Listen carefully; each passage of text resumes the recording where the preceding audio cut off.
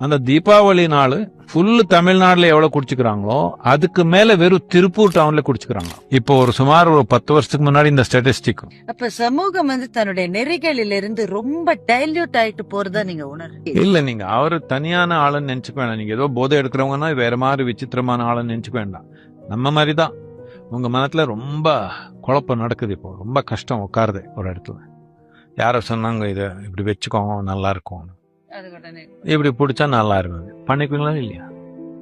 எவ்வளவு இடத்துல குடிக்காரனுக்கு குடிச்சுக்கிறதுக்கு இடம் இருக்குது, எவ்வளவு டாஸ்மேக்கு பிரைவேட்டு பார் எல்லாம் இருக்குது எனக்கு தெரியல. பட் எல்லாரும் குடிச்சுக்கிற அளவுக்கு இருக்குதானே?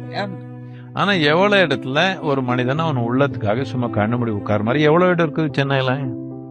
உங்களுக்கு தெரியல. என்னதுக்குன்னா நீங்க பார்க்கல. எங்கேயோ தேடி போகணும். இதுதான் நான் சொன்னேன், உள்நோக்கி போறதுக்கு நம்ம இன்ஃப்ராஸ்ட்ரக்சர் உருவாக்கல. மனிதன்